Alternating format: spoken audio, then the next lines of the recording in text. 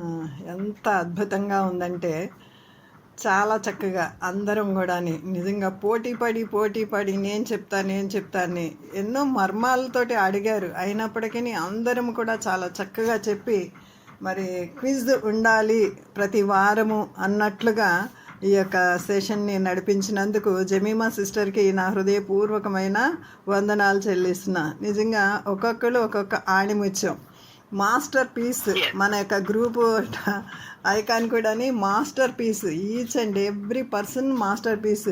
వాళ్ళకి అవకాశం వచ్చినప్పుడు వాళ్ళు చక్కగా ఆ యొక్క సమయాన్ని సద్వినియోగం చేసుకుంటూ ఉంటారు. మాస్టర్ పీసే అనమాట ఒక్కొక్కళ్ళు రియల్గా. Thank you so much. మన యొక్క టాలెంట్స్ అన్నీ కూడా నిజంగా దేవుని కొరకు ఉపయోగించాలి. ప్రతి ఒక్కరు కూడా ఆ విధంగా సిద్ధపడాలి. నెక్స్ట్ వీక్ మీకా గ్రంథం నుంచి మనకి క్విజ్ ఉంటుంది. నేను మర్సీ సిస్టర్ ఉన్నారండి? సిస్టర్ ఉన్నానండి. మీరు ఇస్తారా? అది పేపర్ ఇస్తానని అన్నారు కదా, చెప్తారా దివ్యాకి తర్వాత? అండి అవునండి. మనం ఫస్ట్ ఆదికాండం నుండి మొదలు పెడితే బాగుంటదండి. అంటే ఇది రాతపూర్వకంగా ఇవ్వాలి కాబట్టి 15 అధ్యాయాల్లో 15 అధ్యాయాల్లో ఆప్షన్స్ కూడా 3 ఆప్షన్స్ ఉంటాయి. వాటిని కరెక్ట్ గా చూస్ చేసి టిక్ చేయడమే. అయితే ఒకటి ఏంటంటే రెఫరెన్స్ కరెక్ట్ గా రాయాల. ఆ సెంటెన్స్ లో చేసెను, చేయును, చేయుచున్నాడు అవి కూడా మనము పర్టికులర్ గా చూడాల. చూసి ఒక 15 వర్సెస్ అంటే ఎట్లా అంటే మనము ఈ చిన్నయే కాకుండా ఆదికాండం నుండి మొదలు పెడితే అది మనము బైబిల్ అంతా అలాగా కంప్లీట్ చేయొచ్చు అని మరొకసారి అంటే అనేక సార్లు మనము చదివినాము. అవును, ఒక మాట విందాము అందరము. ఈ ఆదికాండం నుంచి ఇప్పుడు మనకి 1 monthలో అయిపోతుంది కదా, అంటే 15 అని అంటున్నారు కాబట్టి 15 అధ్యాయాలు అంటున్నారు కాబట్టి మనకి ఇంచుమించుగా 50 ఉన్నాయి. అందుకే 1 month అని అంటున్నాం. ఒక్కొక్క వారం 15 మనం చదువుకున్నా 1 monthలో అయిపోతుంది. ఫస్ట్ ఈ ప్యాటర్న్ ఎలా ఉంటుందో, మనం ఎలా ఎంజాయ్ చేయగలుగుతామో ఇది కూడా మనము ఆదికాండం ఒకసారి చూద్దాము. చూసిన తర్వాత కంటిన్యూ చేద్దామా లేకపోతే ఇలాగా పెట్టుకుందామా ఆలోచిద్దాము. ఫస్ట్ ఇప్పుడు మాత్రం నెక్స్ట్ వీక్కి మీరు ఆదికాండము 1వ అధ్యాయం నుంచి 15వ అధ్యాయం వరకు మీరు ఇవ్వవలసిందిగా కోరుచున్నాను. దివ్యాకి ఇస్తా అన్నారు కదా, ఆ విధంగా. ఇంకోటి, ఇప్పుడు మనము పెట్టుకుంటే చాలా టైం వేస్ట్ అయిపోతుంది, మెసేజ్ కి తక్కువ అయిపోతుంది. అయితే మనము ఇట్లా క్వశ్చన్ పేపర్ ఇస్తే వాళ్ళు ముందుగానే సిద్ధం చేస్తారు కాబట్టి ఒకరు ఫస్ట్ క్వశ్చన్ చదివిన తర్వాత ఆప్షన్స్ వీళ్ళే చెప్తారు. ఆ తర్వాత రెఫరెన్స్ కూడా చెప్పినప్పుడు ఎవరు కరెక్ట్ అయితే ఇది దేవుని పరిశుద్ధ గ్రంథం కదా అండి, చూసి చెప్తే అది మంచిది కాదు. అంటే ఇప్పుడు కూడా మనము చూసే చెప్తున్నాం కదండి, అది చూసే రాస్తున్నాం, ఇది చూసే చెప్తున్నాము. బట్ ఎనీ హ్యావ్ ఆదికాండం కూడా ఒకసారి మనం చూద్దాము. మర్సీ సిస్టర్ చెప్పినట్లు ఆదికాండం నుంచి 1వ అధ్యాయం నుంచి 15వ అధ్యాయం వరకు నెక్స్ట్ వీక్ ప్రిపేర్ అవుదాం. Okay sister. ప్రిపేర్ అయిపోయిన తర్వాత మనం నోట్ చేసేసుకుంటాం కాబట్టి రైట్ రాసామా రాంగ్ రాసామా అన్నది చెప్పినప్పుడు వాళ్ళు కరెక్ట్ చేసుకుంటారు. తప్పున్నోళ్ళు తప్పు అని, రైట్ ఉన్నోళ్ళు మాత్రం చెప్తారు, దాన్ని నోట్ చేసుకోండి మీరు. సింపుల్ అయిపోతుంది. ఓకే సిస్టర్, సరే అదే చేద్దాము. ఓకే సిస్టర్, వాక్యానికి వెళదామండి. ఓకే, నెక్స్ట్ వీక్ పర్టికులర్గా విన్నారు కాబట్టి జెనసిస్ ఆదికాండం 1వ అధ్యాయం నుంచి 15వ అధ్యాయం వరకు మనం ప్రిపేర్ అవుదాము. క్వశ్చన్ ఆన్సర్స్ తర్వాత మనకి ఆన్లైన్లో మనకి ఇస్తారు, మన గ్రూప్లో పెడతారు. రేపటి నేను క్వశ్చన్స్ అన్ని ఇచ్చేస్తానండి రేపే, టైం వేస్ట్ కాకుండా. ఓకేనండి. Okay okay sister. ఓకే, సరే అండి. నిజంగా ప్రాముఖ్యమైన విషయాలు నేర్చుకుందాము. ఏబు గ్రంథం నుంచి కొన్ని విశేషమైన సంగతులు, మనం ఇప్పటి వరకు విననటువంటి సంగతులు. ఎందుకంటే ఈ మధ్య కాలంలో నేను ఏబు గ్రంథాన్ని చాలాసార్లు ధ్యానించాను. సో మనం అందరం కూడా ఏబు భార్య అని చాలా మటుకు ఏమనుకుంటాము? ఒక్కసారి ఎవరన్నా చెప్తారా ఏబు భార్య గురించి మన అభిప్రాయం? నేను చిన్నప్పటి నుంచి చిన్నదైతే సిస్టర్ యోబు భార్య యోబుకు సహకరించలేదని చెప్పడం విన్నాం. అందరికీ అదే తెలుసు. కరెక్ట్ చెప్పామ్మా. అందరూ అదే అనుకుంటాం. ఆమె భర్తని చావమంది, కష్ట సమయంలో వదిలిపెట్టేసింది, మూర్ఖురాల్లాగా మాట్లాడింది, ఇలాంటి టైటిల్స్ అన్నీ కూడా ఆమెకి ఇస్తూ ఉంటాం. కానీ నిజంగా ధ్యానించినట్లయితే అద్భుతమైన సత్యాలు నేను ఆమె గురించి నేర్చుకున్నాను. ఆమె గురించి నేను నేర్చుకున్నదే కాకుండా మీకు కూడా కొన్ని విషయాలు తెలియచేయాలని ఆశపడుతున్నాను. ఆమె మూర్ఖురాలు కాదు, సాటి అయిన సహాయముగా ఏబుకు ఉన్నట్లుగా నాకు అర్థమైన సంగతులు, పరిశుద్ధాత్మ దేవుని వలన తెలుసుకున్న సంగతులు నేను మీ ముందుకు తీసుకుని వస్తున్నాను. ఫస్ట్ ఏబు గురించి, మనకి ఏబు భార్య గురించి మనకి ఎక్కడ పేరు వ్రాయబడలేదు. కొంతమంది స్త్రీల పేర్లు మనకి వ్రాయబడి ఉండవు. అయినప్పటికీ పరిశుద్ధాత్మ దేవుడు వాళ్ళ కుటుంబం సభ్యుల గురించి తెలుసుకున్నప్పుడు ఆమె యొక్క క్యారెక్టర్ అర్థమవుతుంది. ఫర్ ఎగ్జాంపుల్ నోవా ఉన్నారు. నోవా చాలా నీతిమంతుడు అని మనకు తెలుసు, కానీ నోవా భార్య పేరు మాత్రం రాయబడలేదు. కానీ ఎంత చక్కగా ఆ ముగ్గురు కోడల్ని, కుమారుల్ని, ఆమె కుటుంబాన్ని ఎలా కట్టుకుంది. నోవా దేవుని ఓడ కడుతూ ఉన్నప్పుడు అన్ని సంవత్సరాలు, 100 సంవత్సరాలు కట్టారు కదా, 100 సంవత్సరాల పైనే కట్టారు. మరి అంతకాలము ఆయనకి సహకరిస్తూ, బిడ్డలను పెంచుకుంటూ, కుటుంబాన్ని చూసుకుంటూ ఎంత చక్కగా తన యొక్క కుటుంబాన్ని నిలబెట్టుకుందో, వారి కుటుంబం చూస్తుంటే ఆ యొక్క భార్య యొక్క పాత్ర ఎంత గొప్పదో మనకు అర్థమవుతుంది. అలాగే ఏబు గ్రంథంలో కూడాని మరి ఏబు ఇంత ఆస్తిపరుడు అవ్వడానికి మరి కారణాలు భార్య యొక్క సహకారము ఎంతో ఉండటానికి కూడా అవకాశాలు ఉన్నాయి. మొదటి వచనము టకటక ఎవరైనా చదవండి. ఏబు గ్రంథము 1వ అధ్యాయం 1వ వచనము మన అందరికీ తెలిసిన మాటే. ఉజ్జు దేశమునందు యోబు అను ఒక మనుషుడుండెను. అతడు యథార్థవంతుడును న్యాయవంతుడునై దేవుని యందు భయభక్తులు కలిగి చెడుదనమును విసర్జించిన వాడు. అతనికి 7 కుమారులను 3 కుమార్తెలను కలిగిరి. చాలు. ఏబుకి ఎంతమంది పిల్లలండి? ఏబుకి ఎంతమంది పిల్లలు టోటల్గా నేను అడుగుతున్నాను? 10 మంది పిల్లలు. మొదట్లో 10 మంది పిల్లలు, ఆఖరిలో కూడా 10 మంది పిల్లలు. ఈ భార్యనే కనింది కదా, మొదటి 10 మందిని ఈమె కనింది, ఆఖరి 10 మందిని ఈమె కనింది. భార్య అసలు ఒక పిల్లని కనాలంటే ఆ కాలంలో ఎటువంటి హాస్పిటల్ ఫెసిలిటీస్ లేని సమయంలో అసలు ఒక బిడ్డని కనాలంటే ప్రాణ సంకటమే అనమాట. బిడ్డ కావాలా, తల్లి కావాలా అన్నటువంటి పరిస్థితులు అనేకములు ఉంటాయి. అలాంటిది ఆమె 10 మంది పిల్లల్ని కనిందండి. 10 మంది పిల్లల్ని కంటమే కాకుండా ఆ పిల్లలందరినీ భయభక్తుల్లో పెంచింది, చాలా భయభక్తుల్లో పెంచింది.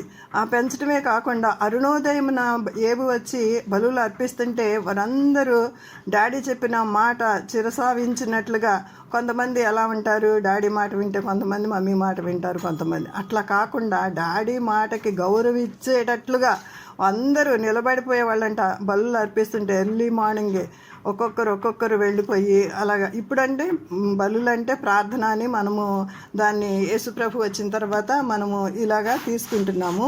బట్ ఆ కాలంలో లిటరల్గా బలులు అర్పించేవాళ్ళు. ఈ బలులు అర్పించేంతసేపు వాళ్ళు క్రమంలో నిలబడి అవి ఆఘ్రాణించే వరకు కూడా వాటి యొక్క కార్యక్రమం అంతా జరిగేంతవరకు ఈ బిడ్డలు అనుదినము బలులు అర్పిస్తూ వచ్చేవాళ్ళంట. మరి ఏబు భార్య గురించి ఇంకా ఆలోచించినట్లయితే, ఏబు కష్టంలో ఉన్నప్పుడు ఆమె ఏమాత్రం విడిచిపెట్టలేదు.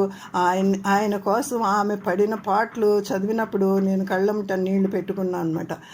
ఆ సంగతులు మీకు కూడా మీ ముందు కూడా తీసుకుని వస్తున్నాను. ఏబు గ్రంథం 1వ అధ్యాయం 8వ వచనం ఒక్కసారి చూడమ్మా. అందుకు యెహోవా, నీవు నా సేవకుని యోబు సంగతి ఆలోచించితివా?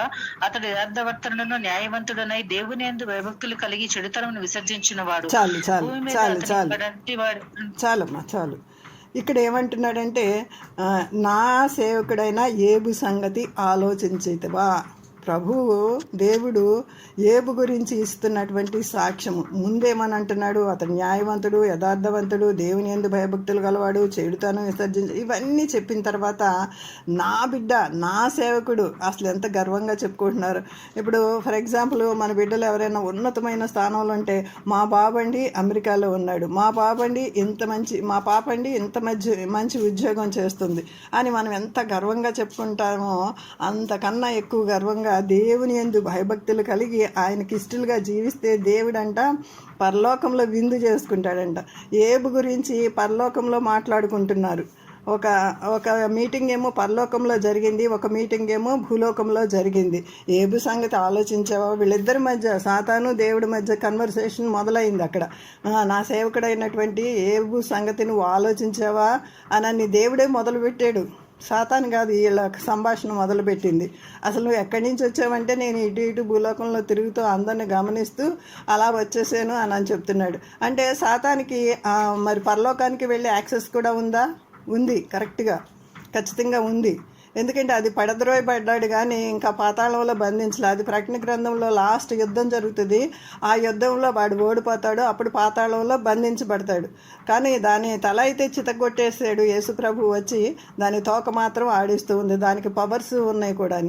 అయితే అక్కడికి వెళ్ళిన తర్వాత నా సేవకుడైనా ఏబు సంగతి నువ్వు ఆలోచించావంటే అదేమంటుంది, ఆయన చుట్టూ కంచి వేసావు కదా. చూసారండి, ప్రార్థన అనే కంచె మన కుటుంబాలకి ఎంత అవసరం అంటే, ప్రార్థనా వీరులుగా ఈ యొక్క గ్రూప్ని దేవుడు తీర్చిదిద్దునుగాక. ప్రార్థనా వీరులుగా నిజంగా ఈ క్విజ్ ద్వారా కానీ వాక్యాల ద్వారా కానీ ఈ యొక్క మొన్న లక్ష్మీ సిస్టర్ చెప్పినట్లుగా మూడు నెలల్లోగా మీరు ఏమి నేర్చుకున్నారు, ఎలా బలపడ్డారు అని అడిగినప్పుడు ఫస్ట్ ఆఫ్ ఆల్ నేను ముందు బలపడ్డాను అని నేను చెప్పాను అనమాట. ఒక్కొక్కరి అభిప్రాయం అడిగినప్పుడు నిజంగా ఈ యొక్క గ్రూప్ ద్వారా అనేకమైన లోతైన సంగతులు ఇంకా ధ్యానం చేయడానికి, ఇంకా అందించడానికి అనేకల ద్వారా ఒకరి యొక్క నాలెడ్జ్ ఒకళ్ళు మనం సొంతం చేసుకోవడానికి, షేర్ చేసుకోవడానికి ఎంత చక్కని యొక్క ప్లాట్ఫామ్ దేవుడు మనకి అనుగ్రహించాడండి.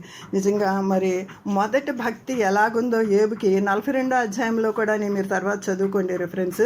42వ అధ్యాయంలో కూడా నా సేవకుడైన ఏబు సంగతి మరి అని యేసు ప్రభు దేవుడు అలా పలుకుతున్నారు. అంటే మన భక్తి, కొంతమంది భక్తి ఎలా ఉంటుంది, స్టార్టింగ్లో చాలా బాగుంటుంది, ఎండింగ్కి వచ్చేవరకు చల్లారిపోయినట్లు నులువెచ్చని స్థితిలో ఉన్నట్లు కనిపిస్తూ ఉంటుంది అనమాట. అందుకే నువ్వు వెచ్చగానైనా చల్లగానే లవోదిక సంఘానికి ఏం చెప్తారు, నువ్వు వెచ్చగానైనా చల్లగానైనా ఉండు, నులువెచ్చని స్థితిలో ఉంటే నా నోటి నుంచి నువ్వు ఉమ్మివేయబడతావని వాక్యం సెలవిచ్చినట్లుగా మన భక్తి అలా ఉండకూడదండి.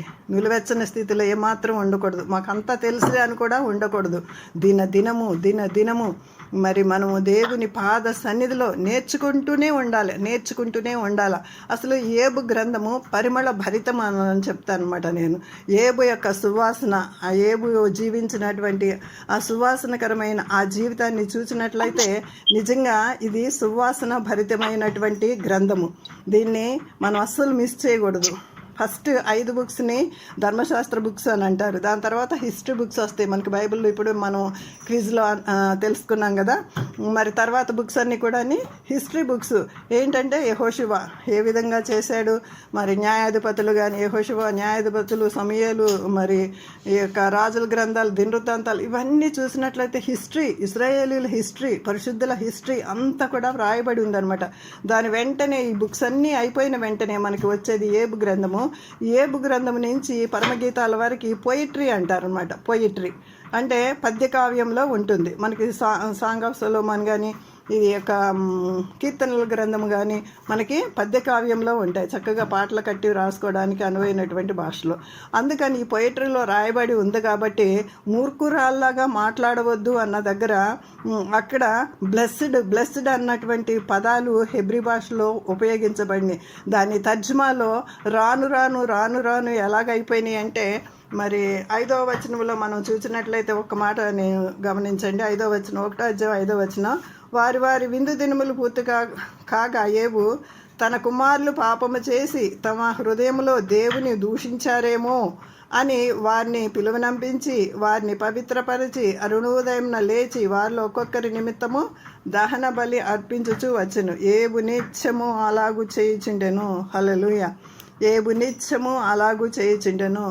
కొన్ని పదాలు ఎలా ఉన్నాయంటే, దూషించెను అన్న దగ్గర బ్లెస్డ్ అనేసి హెబ్రీ భాషలో రాయబడి ఉన్నాయి అనమాట.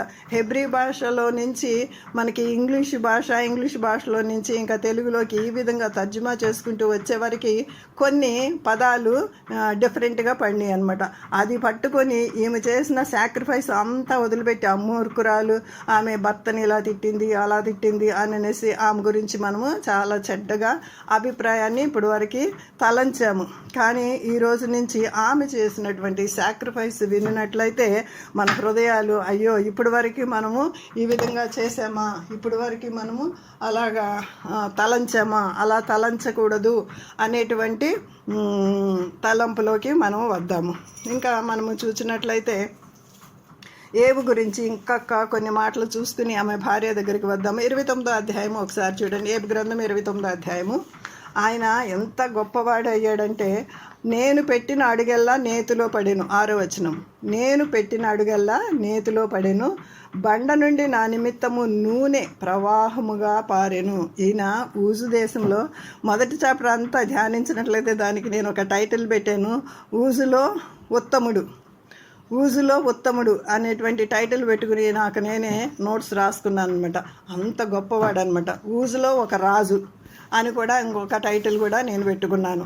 అలాగా మరి 6వ వచనము, 29వ అధ్యాయము 6వ వచనములో, నేను పెట్టిన అడుగల్లా నేతిలో పడింది, బండ నుండి నా నిమిత్తము నూనె ప్రవాహంగా పారెను, యవనులు నన్ను చూచి దాక్కున్నారు, రాజవీధుల్లో నా పీఠము సిద్ధపరచుకున్నప్పుడు ముసలివారు లేచి నిలబడ్డారు. అంటే ముసలివాళ్ళే లేచి నిలబడ్డారంటే ఈయనకి ఎంత గౌరవం ఉందండి. ముసలివాళ్ళు సామాన్యంగా లేచి నిలబడరు కదా. మేము పెద్దవాళ్ళము, మేము ఎందుకు నిలబడాలి అని ఎవరైనా సహజంగా కూర్చుంటారు. ముసలివాళ్ళే లేచి నిలబడ్డారంటే ఆయన ఎంత గౌరవంగా ఉన్నారంటే, ఆయన ఒక రాజులాగా ఆ దేశం అంతటికి కూడా ఒక రాజులాగా, ఒక గొప్ప దివిటీలాగా ఉన్నారు. ఇంకా దివిటీలాగా ఉన్నారని అంటే ఇంకా ఒక మాట మనం చదువుకోవచ్చు దీంట్లోనే. ఏలయనగా 12వ వచనం, 11 లాస్ట్. నేను కంటబడిన ప్రతివాడు నన్ను గూర్చి సాక్ష్యం ఇచ్చును. ప్రతి ఒక్కళ్ళు ఏబు గురించి గొప్ప సాక్ష్యాన్ని చెప్పుకునేవాళ్ళంట. మరి ఏలయనగా మొర్రపెట్టిన దీనులను, తండ్రి లేని వారిని, సహాయం లేని వారిని నేను విడిపించి తిని, నశించుటకు సిద్ధమై ఉన్న వారి దీవెన నా మీదకి వచ్చెను, విధవరాండ్ర హృదయము సంతోషపెట్టు తిని. ఆయన ఎంత హెల్పింగ్ నేచర్ ఉన్నారో మనకి ఈ అధ్యాయం చదువుతుంటే మనకి ఇట్లే అర్థమవుతుంది. మరి నేను నీతిని వస్త్రముగా ధరించుకొని ఇంటిని గనుక అది నన్ను ధరించెను. హల్లెలూయా. ఆయన నీతిని వస్త్రముగా ధరించుకున్నాడంటండి. ధర్మశాస్త్రము లేనటువంటి సమయంలో ఈ ఏబు గ్రంథము వ్రాయబడింది. ధర్మశాస్త్రం ఎప్పుడొచ్చింది? మోషే కదా ధర్మశాస్త్రాన్ని తీసుకొచ్చింది, 10 కమాండ్మెంట్స్ తీసుకొచ్చింది. ఇది ఆది కాండం కన్నా ముందే వ్రాయబడినటువంటి గ్రంథముగా చెప్పవచ్చును అన్నమాట.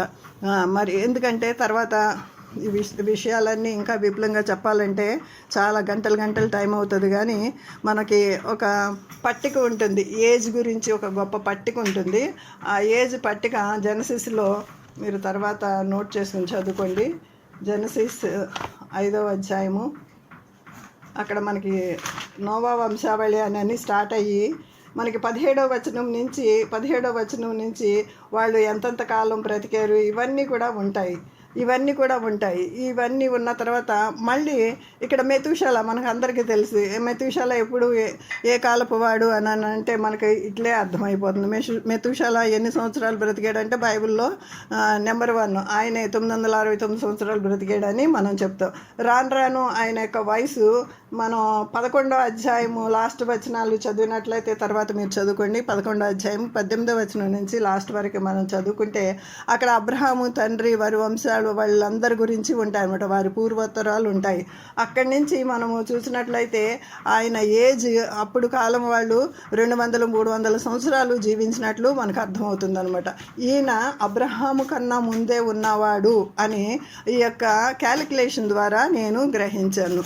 అది నేను మీ ముందుకు తీసుకువస్తున్నా. ధర్మశాస్త్రము లేనప్పుడు అంటే మోషే ఇంకా పుట్టనప్పుడే ఆయన తన మనస్సాక్షిని ధర్మశాస్త్రంగా చేసుకుని ఎంత నీతిగా అంటే ఆయన నీతిని పాగాగా ధరించుకున్నాడంట. చూసారా, ఆయన నీతిని వస్త్రముగా ధరించుకున్నాడు.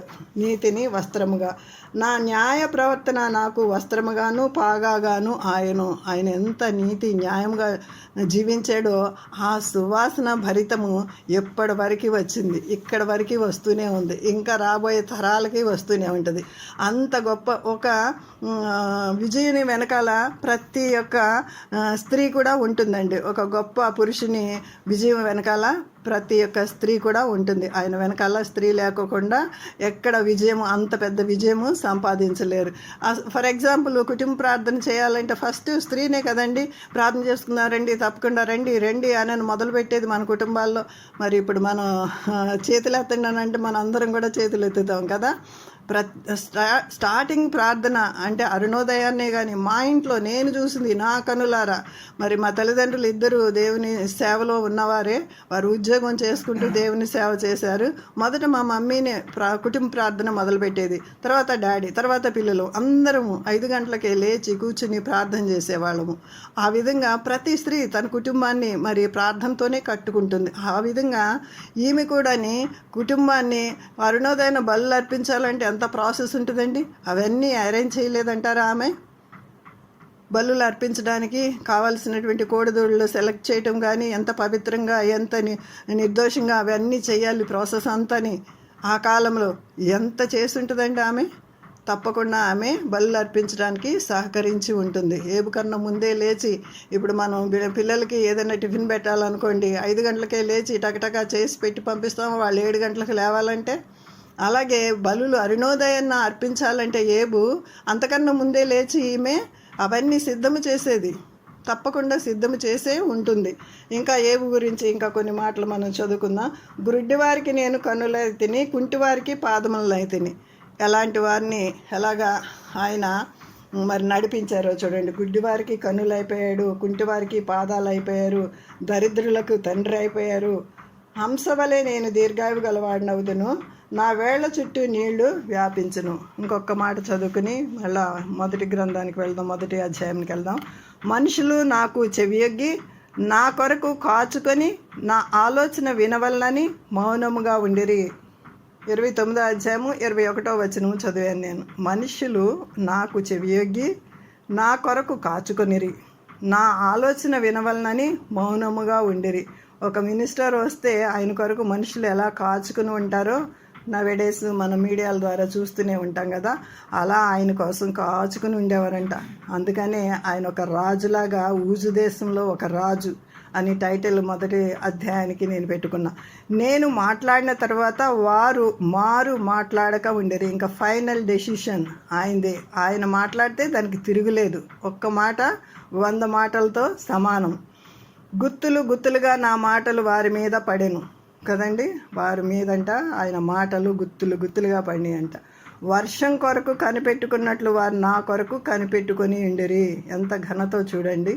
అందుకని 31వ ప్రొవర్బ్స్లో మరి గవర్నుల యొద్ద ఆయన పెద్దలతోటి ఆయన కూర్చుని ఉంటారు అని దేవుని వాక్యం సెలవిస్తుంది. వర్షం కొరకు కనిపెట్టినట్లంట వారు నా కొరకు కనిపెట్టుకొని ఉండిరి.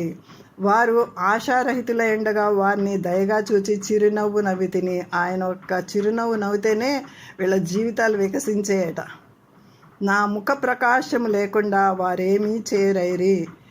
ఎంతటి గొప్ప స్థితిలో ఉన్నాడో, ఎంత గొప్పగా వెలుగొందాడో ఈ యొక్క వచనాలన్నీ చూస్తుంటే మనకి అర్థమవుతుంది. నేను వారికి పెద్దనై కూర్చుండి వారికి మార్గములను ఏర్పరిచితిని, సేనలో రాజు వలెను.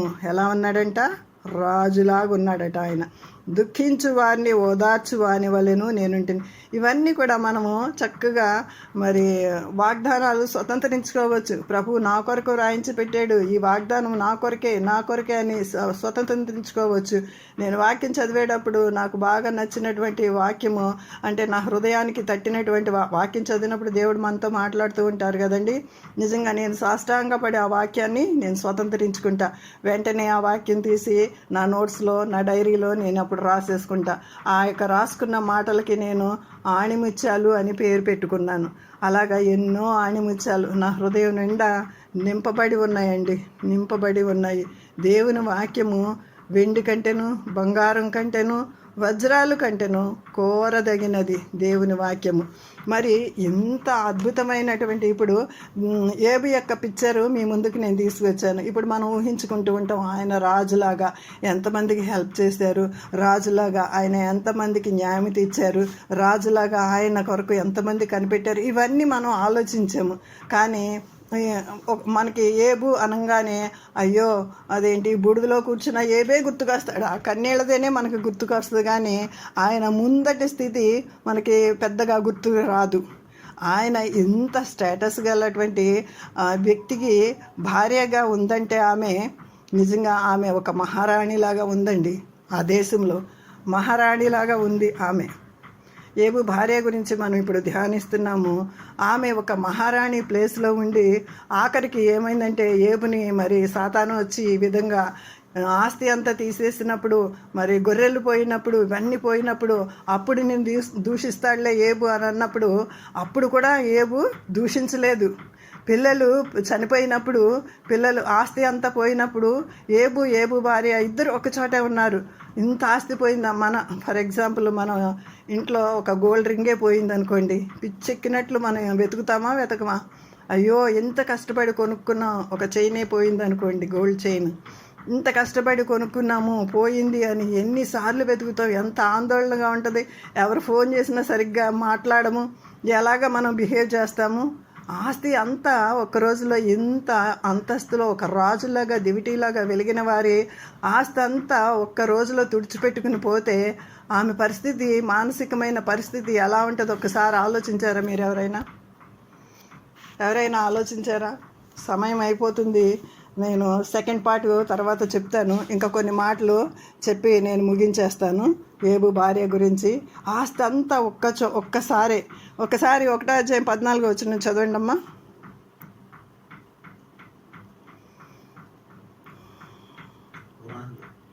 ఎద్దులు నాగలి దునుచు, గాడిదలు వాటి సమీపమున మేయిచుండగా షేబాయీయులు వాటి మీద పడి వాటిని పట్టుకొని పోయి ఖడ్గముతో పెన్వారిని హతము చేసిరి. జరిగినది నీకు తెలియచేయుటకు నేనొక్కడనే తప్పించుకుని వచ్చి ఉన్నాను అన్నాను. చాలండి, థ్యాంక్ యూ సిస్టర్. చాలు సిస్టర్. ఇలాగా ఒక్కొక్కళ్ళు వచ్చి ఒక్కొక్క సంఘటన చెప్తుంటే గుండె పగిలి ఏడ్చారనమాట. భార్య భర్తలు ఇద్దరు కలిసి, అమ్మో ఇంత కష్టపడి సంపాదించుకున్నామే. అసలు ఒక సైకాలజిస్ట్ అంటే స్కాలరు ఈమె గురించి వ్రాస్తూ ఏమని చెప్తారంటే, పూర్వకాలం వ్యవసాయదారుల కుటుంబమే కదండి అందరూ. అన్ని వందల వేల సంవత్సరాల క్రితం ఏబు చరిత్ర మనం చదువుతున్నాము. కొన్ని వేల సంవత్సరాల క్రితము ఏబు చరిత్రను మనం చదువుతున్నాం. అప్పటిది ఇప్పటి వరకు ఉన్నది అని అంటే అప్పట్లో వాళ్ళు వ్యవసాయం మీదే కదా ఆధారపడి బ్రతికేది. వ్యవసాయదారులు మన అమ్మమ్మలు మన నానమ్మలు చూసినట్లయితే వడ్లు దంచి ఎంతగా వారు అన్నం వండటానికి కూడా ఎంతో కష్టపడ్డారు. అంటే ఆ వ్యవసాయ కుటుంబంలో నుంచి వచ్చినటువంటి వీరు బ్యాక్గ్రౌండ్ ఎంత కష్టపడి ఉంటారు. మన అమ్మమ్మల నాయనమ్మల గురించే ఇంతగా చెప్పుకుంటాము. కొన్ని వేల సంవత్సరాల క్రితము వారు ఇంకా ఎంత కష్టపడి ఉంటారు. ప్రతిదీ వాళ్ళు కష్టపడి పనిచేస్తేనే ఆ యొక్క అభివృద్ధి వారు చూడగలుగుతారు అనమాట. అంతగా కష్టపడి భర్తకి సపోర్ట్గా ఉండి గొప్ప ఆస్తిని అభివృద్ధి చేసినటువంటి వీర వనితని పట్టుకొని మనము ఏమంటున్నామంటే మూర్ఖురాలు, భర్తని ఇలా చేసింది అలా చేసింది అని అంటున్నాం. ఇవన్నీ జరిగినప్పుడు భర్త పక్కనే ఉన్నాడు, ఆమెతోనే ఉన్నాడు. ఆఖరికి ఆమె బిడ్డలు చనిపోయినప్పటికీ ఆస్తి అంతా పోయిన గుండె పగిలినటువంటి పరిస్థితిలో కూడా ఇద్దరు ఒకరినొకరు ఆదరించుకుంటూ ఉన్నారు.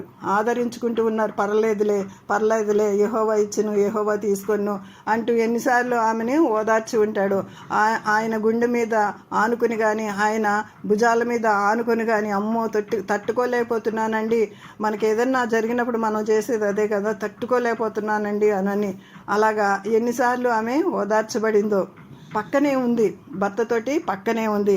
ఆఖరికి బిడ్డలందరూ కూడా ఒకే దినమున చనిపోయారంటే అసలు ఆమె పరిస్థితి ఎలా ఉంటుంది.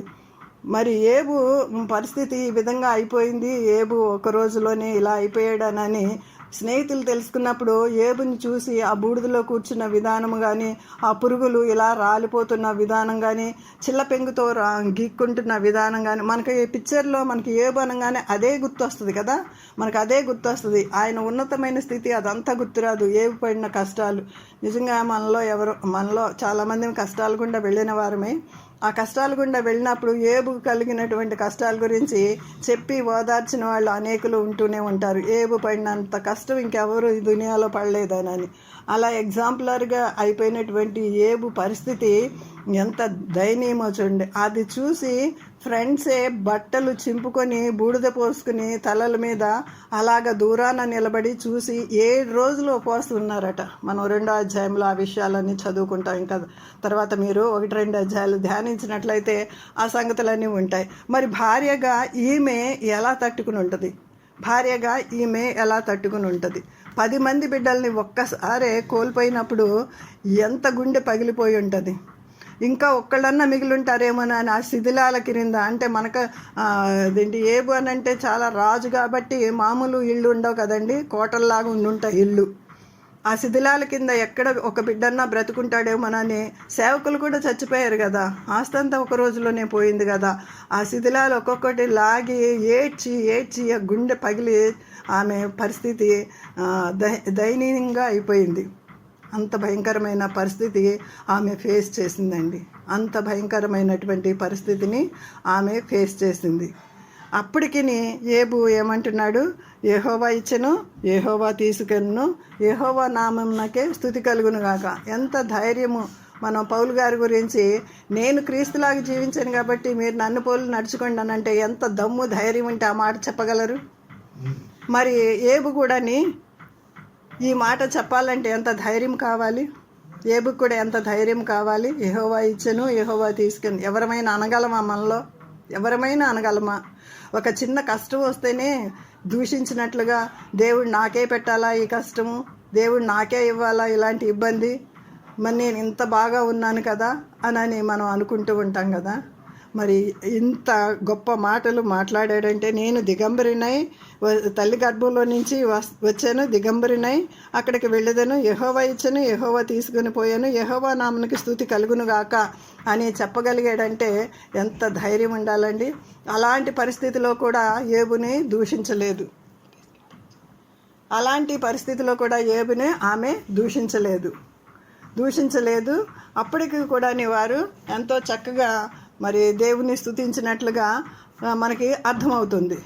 కానీ ఆమె ఒక్క విషయంలో, ఇదంతా జరిగిపోయిన తర్వాత కూడా మళ్ళీ సైతాన్ని వెళ్ళి అంటుంది, ఆయన శరీరాన్ని నువ్వు బాగానే ఉంచావు కదా, ఆయన శరీరం మీద ఒకసారి నాకు అనుమతి అన్నప్పుడు, శరీరం మీద అనుమతి ఇచ్చినప్పుడు, అప్పుడు మొత్తము ఆయన శరీరాన్ని మొత్తినప్పుడు సాతాను, అప్పుడు ఆ దయనీయమైనటువంటి పరిస్థితి, భర్త ఊరు వెలుపల కూర్చుని ఆ బూడిదలో కూర్చుని, బూడిదంటే అది మనం పిడకలతోనూ కట్టెలతోనూ అప్పుడు వండుకునేవాళ్ళు కదండి, ఆ బూడిదని తీసుకెళ్ళి ఊరు వెలుపల వేసేవాళ్ళు, దాన్ని పెంటకుప్ప అని అంటారు. అక్కడ కూర్చుని ఆయన ఆ బూడిదలో కూర్చుని ఆ బూడిద తల మీద పోసుకుని చిల్ల పెంకులతో గీక్కుంటా ఉన్న పరిస్థితిని చూడలేక, ఒకప్పుడు సూటు బూటు వేసుకుని ఎంత దర్జాగా రాజులాగా అందరికీ కనిపించిన ఆయన ఇప్పుడు ఆమె, ఇంకొక విషయం నేను చెప్తాను ఇక్కడ.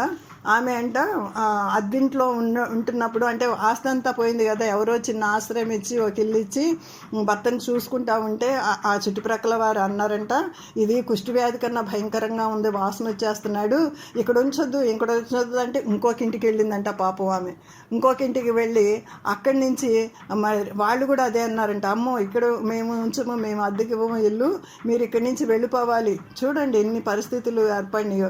ఆ భర్తని, ఆ యొక్క పురుగులు పడినటువంటి భర్తను తీసుకుని మళ్ళీ ఇంకొక ఇంటికి అలా మారిన తర్వాత ఆఖరికి ఆ ఊరు వాళ్ళందరూ అన్నారంట, ఈయన ఇక్కడ కాదు ఉండవలసింది, ఆయన్ని ఊరు వెలుపల మీరు పెట్టాలి అన్నప్పుడు ఆయనకి గుడిసు వేసి చిన్న పందిరిలాగా వేసి అక్కడ ఆయన్ని పెట్టిందట. ఆయన్ని రోజు భోజనము మరి ఇన్ని అంటే బాధపడినటువంటి సంవత్సరాలు ఆయన ఎంతో కొంత తినే ఉంటారు కదా, ఎవరినో ఒకరిని అడుక్కుని తీసుకుని వచ్చి గంజినీళ్ళు పోసి ఆయన్ని బతికించుకుందట. ఇంతగా చేస్తే ఏబు భార్య గురించి మనం ఎంత తోలునాడుతామండి? ఇవన్నీ చేసింది అని మనకి అర్థం కావట్లా. అందుకని బైబిల్ గ్రంథంలో యోహాను సువార్తలో రాయటకు అనేకమైన సంగతులు ఉన్నాయి, కానీ సమయం లేదు, మరి భూలోకమైనను చాలదు అవన్నీ వ్రాయడానికి అని ఒక మాటలో తేల్చి చెప్పేశారు. అనేకమైన పరిస్థితులు గుండా ఏబు భార్య వెళ్ళి సువాసన భరితమైన జీవితం జీవించినట్లుగా నాకు అర్థమైంది. మరి మీరు ఎంత అర్థం చేసుకున్నారో నాకైతే తెలియదు, కానీ నెక్స్ట్ పార్ట్ నేను తర్వాత చెప్తాను. ఇప్పటికే చాలా సమయం అయిపోయింది. నెక్స్ట్ పార్ట్ ఏబు భార్య గురించి ఇంకా అనేకమైనటువంటి సంగతులు, నేను తెలుసుకున్నటువంటి సంగతులు, అగోచరము కానటువంటి సంగతులు నేను మీ ముందుకు తీసుకుని వస్తాను. అప్పటి వరకు దేవుని కృప మనకి తోడుగా ఉండునుగాక. హల్లెలూయా.